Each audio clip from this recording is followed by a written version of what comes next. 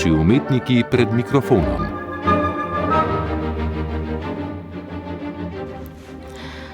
Tokrat bomo v oddaji poslušali pripovedovanje akademske slikarke Cite Potokar, ki se je rodila proti koncu leta 1915, umrla je leta 1993.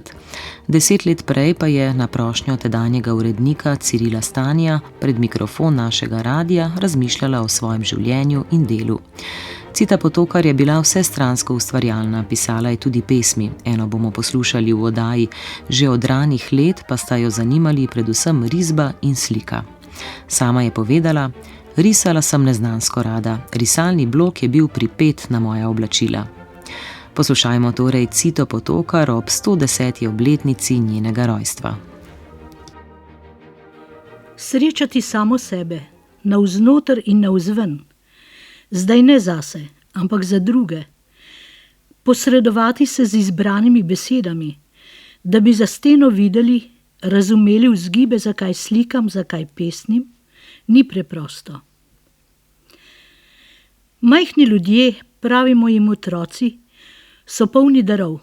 Radi slikajo, plešejo, pojejo, pripovedujejo do časa, ko se morajo v šoli priučiti človekovega vedenja. Splošno v malem človeku izničuje posebno. Darovi izginjajo, raste sposobnost za splošno, znak za ljudi, za bivanje. Majhen del človečkov ohrani potrebo po ustvarjanju, po izpovedovanju kot imanentno, kot prvo. Bolj so posebni kot splošni.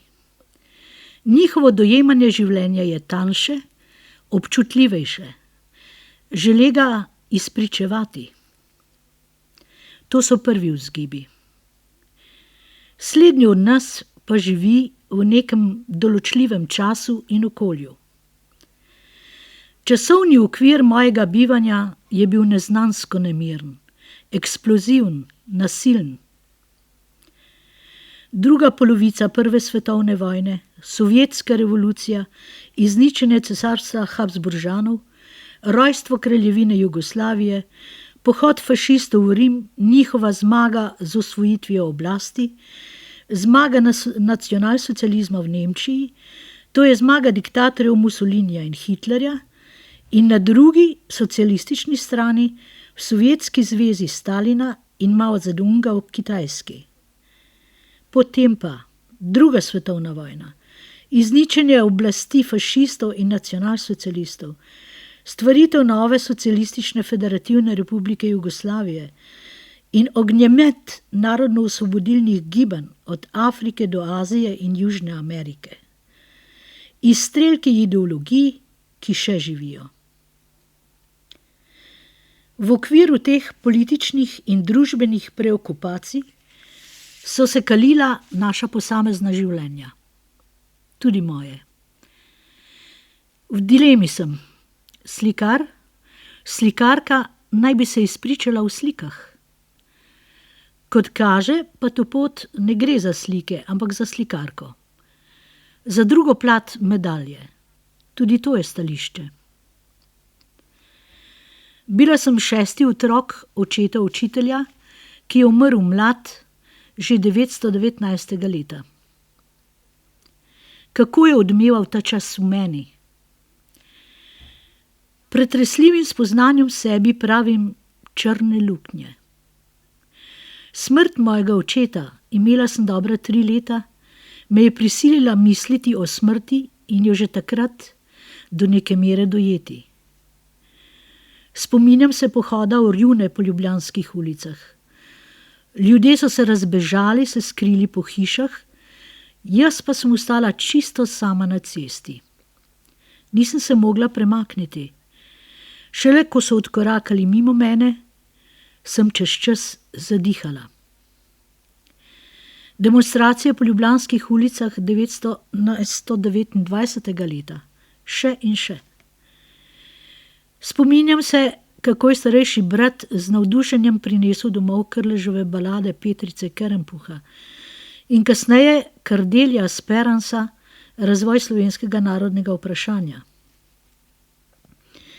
1936. leta so me izključili iz šole. Naslednje leto sem maturirala v Mariboru. Študirala sem na Akademiji likovnih umetnosti v Beogradu, kjer smo bili študentje neprestano na barikadah proti oblasti. Aprila leta 1941 sem se vrnila v Ljubljano, vključila sem se v osvobodilno gibanje, v Osvobodilno fronto. Bila sem v 3 zaporih in koncentracijskem taborišču Ravensbrück. Po končani vojni sem se vrnila v Ljubljano, kjer sem končala študije na Akademiji za likovno umetnost. Čeprav smo Potokarji težko živeli, smo vsi študirali. Za svoj denar. Tako so bile pri hiši vedno slovenske revije, razni časopisi, hodili smo na stojišče v gledališče, na slikarske razstave, koncerte, na razna predavanja. Preprosto, moje življenje je bilo vpeto med ustvarjalno človekovo dejavnost in brez nje nisem znala več živeti. Zveni čudno, prenapeto, pa je res. Vse, kar je človekov duh ustvaril, me je neznansko privlačevalo. Tudi sama sem igrala, plesala, slikala, risala in nazadnje tudi pesnila. Najbolj pa me je privlačevala slika, ujeta v strogo omejen dvodimenzionalni prostor. Moj najljubši objekt je bil človek, figuralna kompozicija in še človekova bivališča in plodovi. Čas in prilike pa so storile svoje. Upodabljala sem predvsem človeka, samo svojo pokrajino njegovega obraza in rok, njegovega nespoznavnega začelja. Vsi portretiranci so se polagoma utapljali v ta vidni, dvodimenzionalni prostor, da bi se potem spet odvili v čas in se znova izpovedovali. Koliko in dokot, ne vem. Čakala sem, da so se ljudje sprostili, se naravnali v svojo vajeno držo, da so govorili ali molčali, se oblekli po svoje. Moje vkomponiranje portretirancev v dimenzije slikarskega platna je bilo nevsiljivo. Kaj menim v svojem delu? Moje slike so mračne, zadržano slikovite, včasih presežene v žvepleni rumenini. Zdi se, da hodijo skozi ves ta vek same zase, mirne, trdne, zaresne in celo ponosne. Risala sem neznansko rada. Risalni blok je bil pripet v moja oblačila. Našla sem svojo črto za zapis, čisto in svobodno. Ilustraciji pa sem se morala priučiti. Nisem znala risati majhno in se izpovedovati v teh drobnih človečkih. Desetletje in več sem iskala svojo izpovedno črto. Zdaj jo imam. Vpetost v ta čas, neprijazne prilike mojega zasebnega življenja, globoka samotnost mojega duha in duše sta iskala v stiski pot v še eno izraznost, v poezijo. Naj sklenem z drobno pesmijo.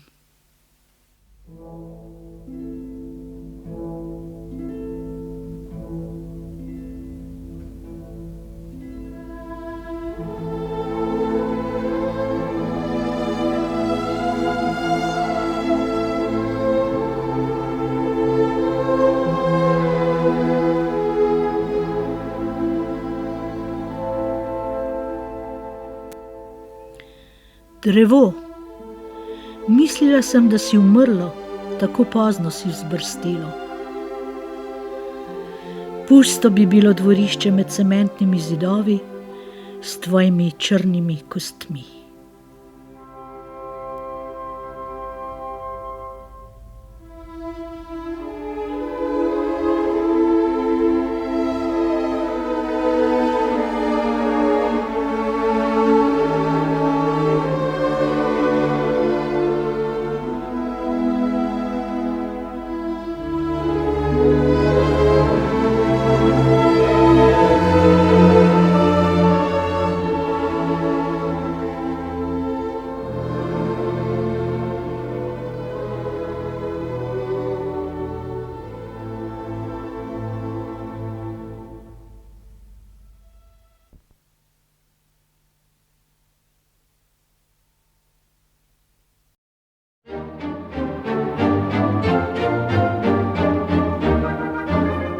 Naši umetniki pred mikrofonom.